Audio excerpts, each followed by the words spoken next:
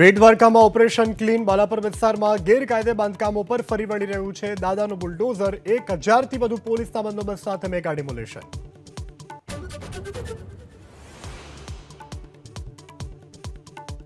પરેશ ધાનાણીએ આપેલા અમરેલી બંધના એલાનને મળ્યો ફીકો પ્રતિસાદ. 11 વાગ્યા બાદ શહેરના મોટાભાગના બજારો ખુલ્યા, જનજીવન રાબેતા મુજબ.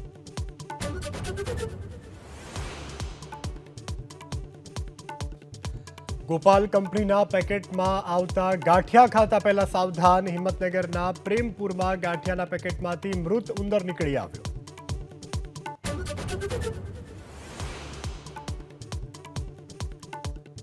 નકલી ઘીની 2 ફેક્ટરીનો પર્દાફાશ. સુરતના માસમા ગામમાં મોટા પ્રમાણમાં નકલી ઘીનો જથ્થો જપ્ત. મશીનરી અને પેકિંગ મટીરીયલ સ્ટેટ મોનિટરિંગ સેલે કબજે કર્યા.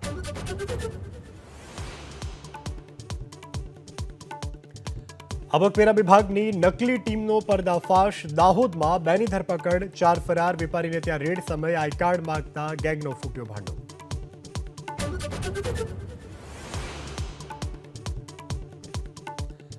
અમદાવાદ પોલીસને વીઆઈપી બંદોબસ્તમાંથી મળશે છુટકારો. વીઆઈપી બંદોબસ્ત માટે અલાયદો વિભાગ બનાવવાની ગૃહ વિભાગ કરશે સત્તાવાર જાહેરાત.